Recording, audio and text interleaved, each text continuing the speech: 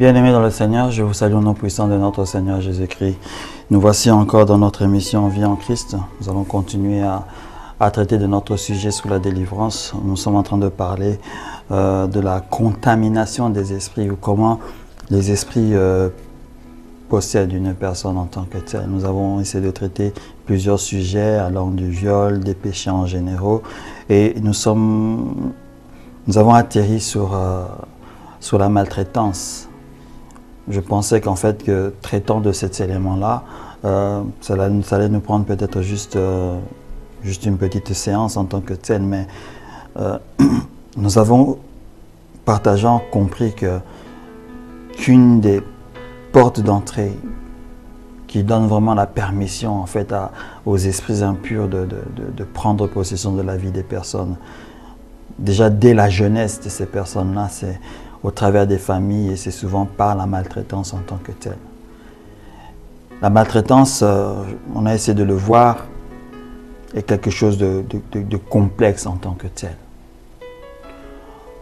On ne peut pas juste dire que quelqu'un est maltraité, qu'un jeune homme est maltraité, qu'un jeune enfant est maltraité. Il faut regarder aussi le type de maltraitance en fait qu'il est en train de subir. Parce que la maltraitance en question peut être physique. La maltraitance en question peut être morale. Elle peut être verbale. On a traité des maltraitances verbales plusieurs fois. Des maltraitances physiques, on a parlé plus de l'inceste et de ses actions en tant que telles. Mais dans la maltraitance physique, il y a aussi celle qui est liée aux frappes, aux coups. Quand on voit des enfants se présenter à l'école avec des bleus, des yeux au beurre noir, etc., qu'ils ont eu à la maison, après ils disent que non, je suis tombé, etc. On le voit aussi au travers des femmes qui sont battues, parce que souvent la maltraitance physique s'exprime dans les couples par rapport à l'homme qui bat sa femme, ou aussi à la femme qui bat l'homme. Ça arrive aussi, hein. Ne croyez pas que cela est impossible, non, non. C'est vraiment possible et ça se fait. Qu'il y a des hommes qui sont maltraités. Mais malheureusement, en fait, le pourcentage le plus élevé, ce sont des hommes qui maltraitent leurs femmes. Et dans cette maltraitance physique que vous êtes en train de voir par rapport à l'homme qui bat sa femme, comme dans un cycle, en remontant simplement la vie de cet homme-là, vous allez voir que lui-même était maltraité peut-être physiquement. Mais il se peut aussi qu'une personne qui n'est jamais connue en tant que telle la maltraitance devienne quelqu'un qui fait de la maltraitance en tant que telle. Vous savez, comme on se l'est dit, les esprits ne pardonnent pas. Ces esprits ne sont pas nos amis. Nous devons être d'accord sur un point. Le diable n'est pas notre ami. Il ne le sera jamais.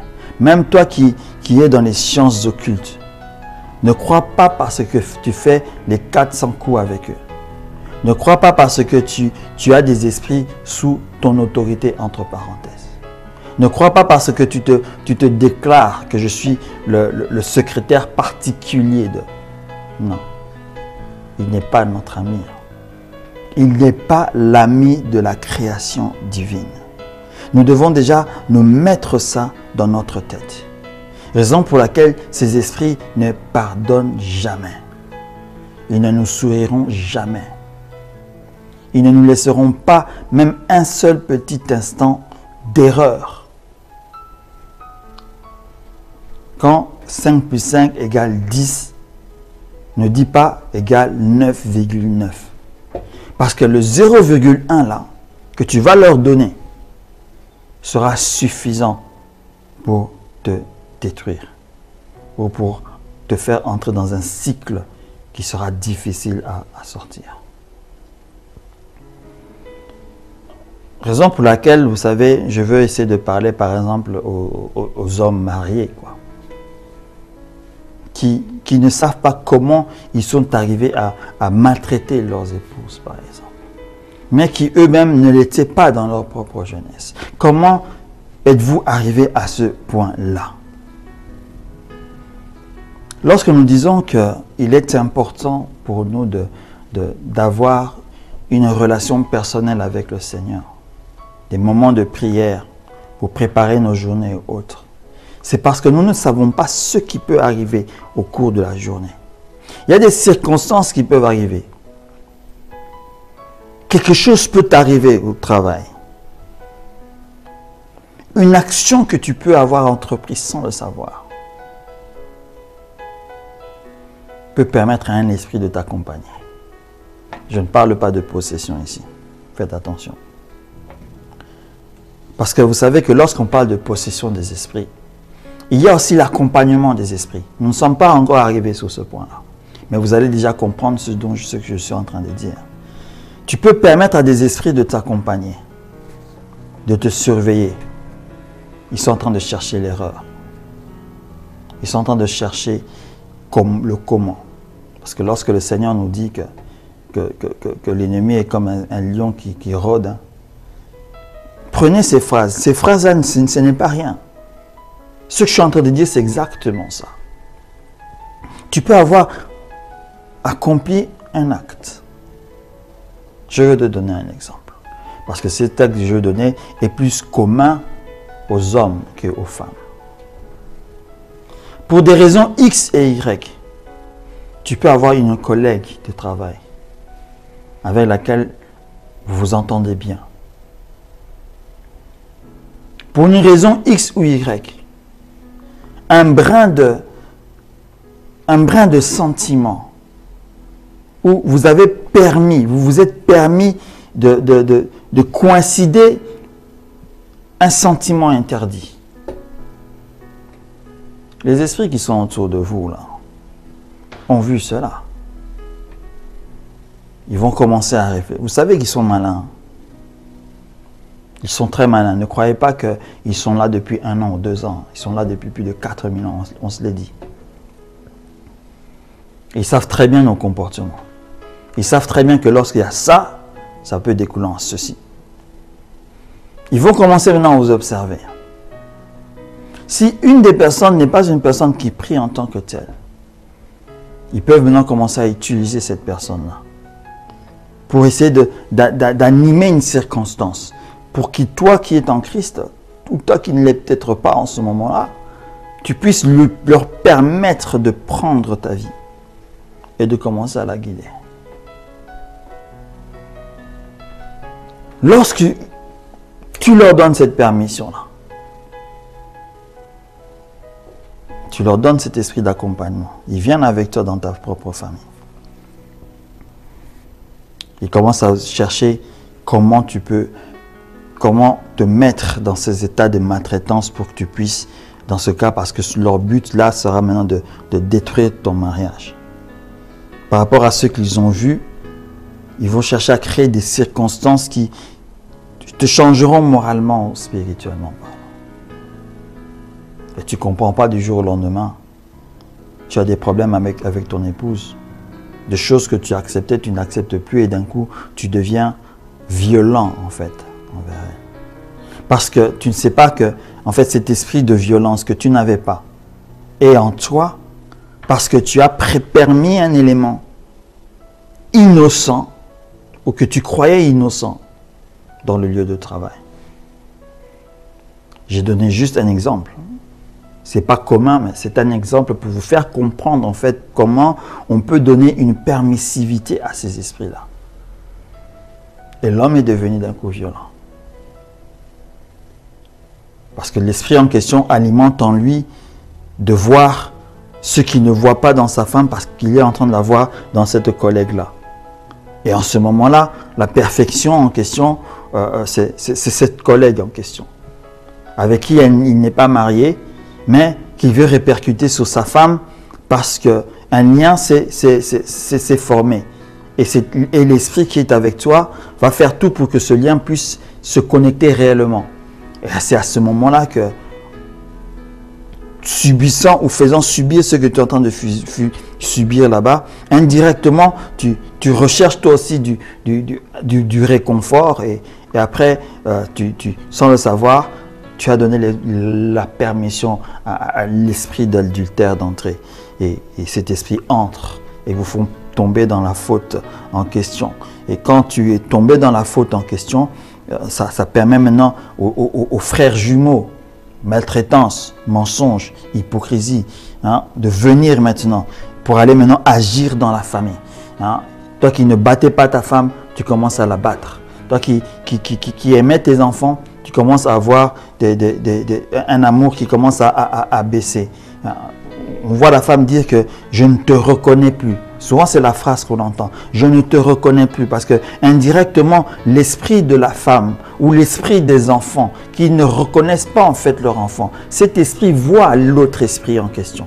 Raison pour laquelle indirectement, nous disons cette phrase-là. Je ne te reconnais pas. Parce qu'il y a une connexion d'un esprit avec un autre qui n'était pas là. Hein? Vous sentez un esprit étranger en fait qui est présent. Mais vous ne pouvez pas le définir. Après avoir fait ce que tu fais, les maltraitances que tu as faites, tu reviens un peu dans ton bon sens. Tu te poses la question, est-ce que c'est moi qui ai vraiment fait cela? Hein? Mais comme ces esprits familiaux, ces esprits de maltraitance sont là, ils vont t'empêcher de demander pardon. Ils vont t'empêcher de réfléchir en fait et de voir que tu as un problème parce que ceci. Hein? Parce que l'Esprit de Dieu tentera de parler avec toi. Mais ces esprits vont empêcher cela. Hein? Et plus ils empêchent cela, plus tu vas t'engouffrer dans la faute que tu es en train de faire. Et plus tu t'engouffres dans la faute que tu es en train de faire, tu ne sais pas que tu es en train de créer une fausse dans ton couple. Ce comportement-là j'ai pris l'exemple de l'homme, mais ça peut arriver aussi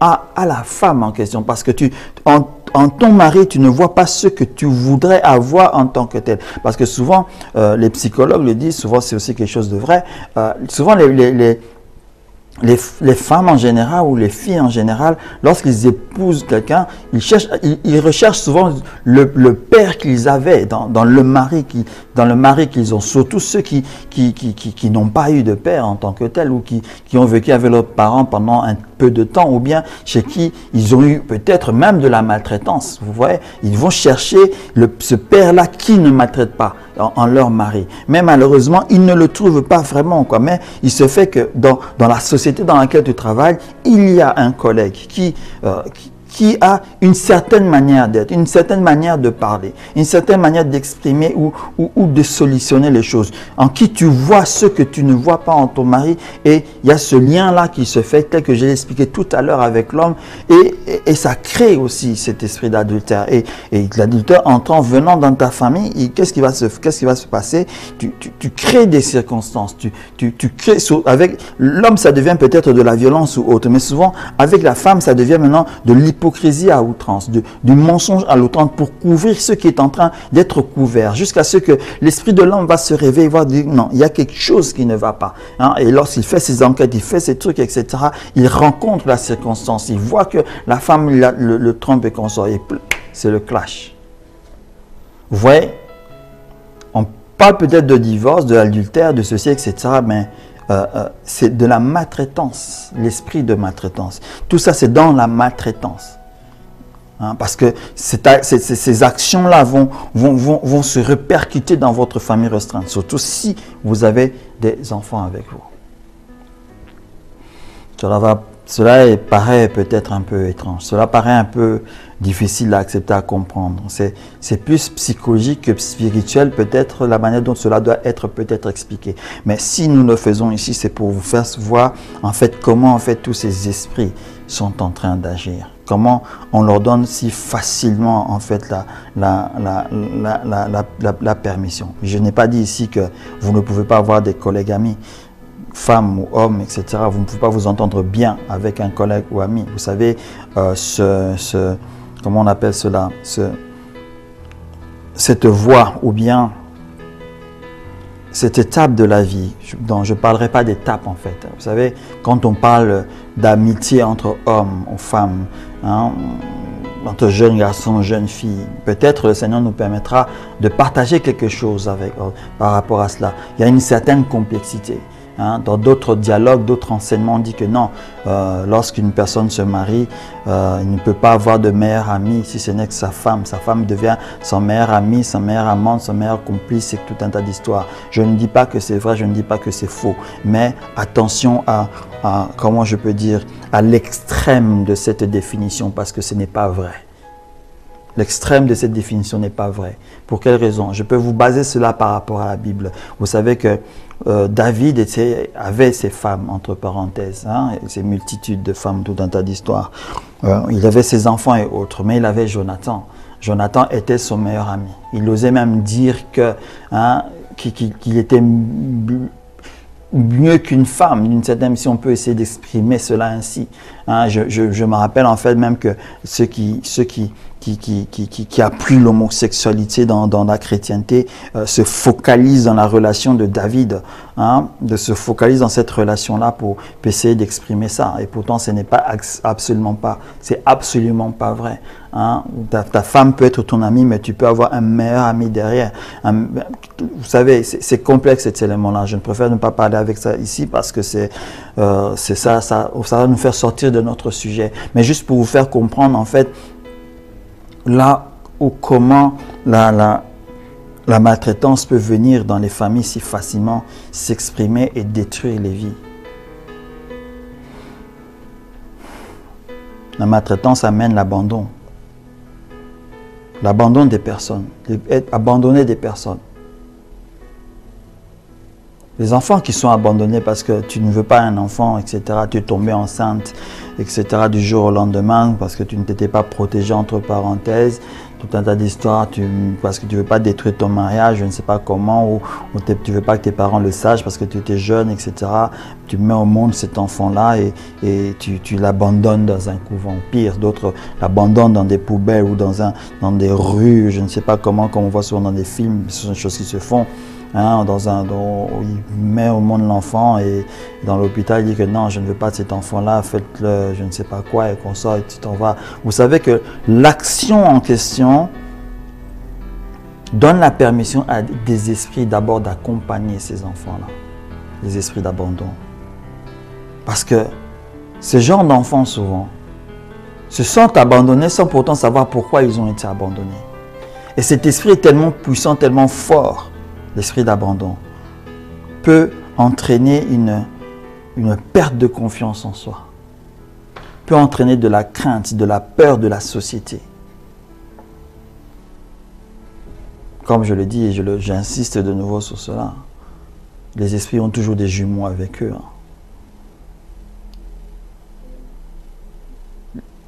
L'esprit d'adultère a comme jumeau l'esprit de mensonge et d'hypocrisie.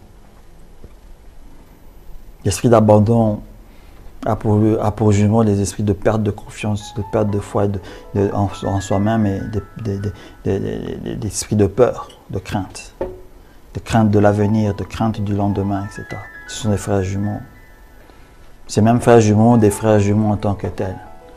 C'est pour vous faire comprendre ce que je vous ai dit au début, c'est que sachez que ces esprits sont connectés entre eux. Parce qu'ils ont des buts communs en tant que tels. Ils avaient des corps et ils veulent avoir des corps pour demeurer ensemble. Raison pour laquelle ils ont entre eux des pactes. Si toi tu vas là, hein, je veux entraîner ceci, comme ça on sera ensemble. Ils disent ok. Ils ne se battent pas pour dire que ça c'est ma maison, va-t'en. Non. Ils acceptent de partager tant qu'ils ont une demeure où habiter. Ça paraît complexe, mais c'est une réalité. Et ce genre d'éléments, nous sommes obligés de connaître ça dans les moments de délivrance.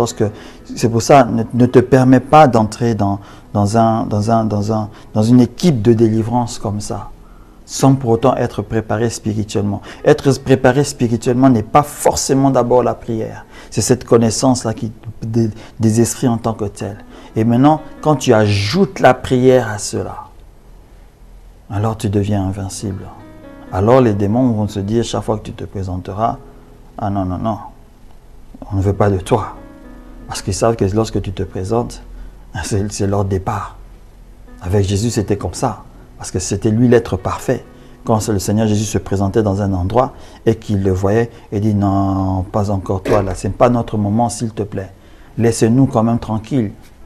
Voilà comment ces esprits se comportaient. Et comme ils savaient qu'ils n'avaient pas le choix, ils disaient ok, écoute, si c'est comme ça, envoie-nous peut-être ailleurs là, pour un moment s'il te plaît. Je ne sais pas si le Seigneur avait de la compassion ou autre lorsqu'il disait ok, vas-y, allez-y. Mais c'est pour vous faire comprendre qu'il ne faut pas jouer avec cela. Parce que Quand on joue avec cela, on a des revers de la médaille. Il y a des revers dans ces choses. Quand on dit qu'un chrétien ne peut pas être possédé, c'est parce qu'on ne comprend pas ces choses-là. Mais quand on comprend ces choses, c'est là qu'on sait que non, un chrétien peut être possédé. Mais que peut-on penser par rapport à ces choses? Comment peut-on, je peux dire, réagir, agir en tant que tel, devant telle ou telle circonstance? C'est la vie, hein, vous savez. C'est la vie. On ne sait pas comment les choses peuvent aller, mais nous devons faire très attention. Pour essayer de clôturer cette partie de la maltraitance, je veux essayer de le faire par un conseil. Un conseil qui est dirigé aux parents d'abord.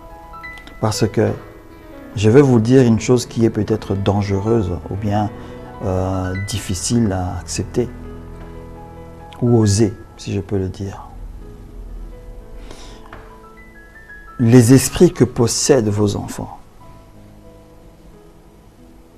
dépendent de nous. L'esprit que possédera ton enfant dépend de toi. Tu ne me crois peut-être pas. Ce n'est pas un problème. Si je suis en train de te le dire, c'est en rapport à ce que j'ai expliqué ici. Je ne veux pas parler de maltraitance en tant que tel. Mais ton comportement, ta manière de parler, ta manière d'agir envers lui, permettra ou non à des esprits d'accompagner cet enfant. Permettra ou non à des esprits de posséder cet enfant. Permettra ou non à ces esprits d'empêcher tes enfants d'aller de l'avant. Vous voyez pourquoi je suis en train de dire ce que j'ai dit tout à l'heure. C'est peut-être difficile à croire. Mais si vous connaissez ce qui est écrit dans la parole de Dieu, en rapport aux esprits des générations, en rapport aux bénédictions générationnelles, en rapport au pouvoir de la langue, vous comprendrez ce que je suis en train de dire en ce moment même. Nous devons donc faire très attention. Nous sommes tous des parents. Toi qui me suis, tu es peut-être un parent. Toi qui me suis, tu n'es peut-être pas encore un père, pas encore une mère. Mais aie cette connaissance en toi pour savoir comment tu vas traiter les tiens. Mais aie aussi cette connaissance en toi pour savoir et pour voir en toi tes comportements s'ils ne sont pas liés à des esprits parce que tu as vécu tel ou tel élément dans ta famille. Et à ce moment-là, tu dis, je dois essayer de briser un peu ce lien. Raison pour laquelle souvent on voit dans les vidéos, dans certains éléments sociaux de pasteurs, souvent il va aller du 1er janvier au 31 janvier, au 31 décembre, insister sur la délivrance, sur la prière, etc. Non pour la même personne qui va le suivre, mais pour toutes les personnes qui le suivront jour après jour, parce qu'ils peuvent se reconnaître dans un élément bien précis en tant que tel. Cela ne veut pas dire que quand tu es délivré, quand tu sais que tu es délivré, tu dois rester dans ces choses. Nous allons essayer de voir cela parce que souvent, on croit que rester dans ces choses sont bonnes. Mais ça peut amener le contraire aussi. Quand tu es libéré de quelque chose, passe outre. Jusqu'à ce que tu rencontres une montagne. Jusqu'à ce que tu rencontres un autre mur qui peut être lié à un esprit. Ou tu dois peut-être agir encore de la même manière. On va essayer de le voir dans les épisodes qui vont venir. Mais il faut savoir comment distinguer la part des choses. Parents que nous sommes, faisons attention. Faisons attention à qui nous invitons dans nos maisons. Pour les week-ends, pour des moments de congé. Parce qu'ils peuvent avoir un impact spirituel. Ils peuvent créer des ascendants spirituels dans votre famille. Nous devons donc faire très attention. Vous savez, en tant que chrétien, quand nous envoyons nos enfants dans des colonies de vacances, par exemple. Nous devons vraiment oindre nos enfants du sang de l'agneau. Oindre nos enfants du sang de Jésus. Parce que quand tant de choses se font dans ces colonies, vous pouvez imaginer. À un point, si on doit regarder ça avec les yeux de l'esprit chrétien, ce sont des colonies à fermer, à arrêter, tout un tas d'histoires. 32 personnes ont reçu des esprits d'homosexualité, si je peux me permettre de dire cela, dans des colonies de vacances. Surtout les filles. Des esprits de lesbianisme entrent dans leur vie après avoir vécu pendant un moment longtemps entre eux dans des colonies de vacances ou dans des internats, des trucs comme ça. Dans des internats de filles, des trucs de... Ouais, c'est un peu complexe, mais bon, je le dis un peu juste en ouvrant les parenthèses. Comment certains esprits ont eu possession du corps de certaines personnes dans des contextes pareils. Quand vous savez que vous avez une tante qui dévergondait, entre parenthèses, mais vous l'invitez dans votre maison, où vous avez des filles, vous ne savez pas, cette tante étant jeune, vous ne savez pas ce qu'elle peut faire avec vos filles. Et c'est comme ça que l'esprit de lesbianisme entre dans les familles, au travers de l'inceste encore. Nous allons nous retrouver la semaine prochaine. Je vous remercie de m'avoir suivi. Que le Seigneur puisse vous bénir abondamment. Retrouvons-nous la semaine prochaine, au nom de Jésus-Christ. Amen.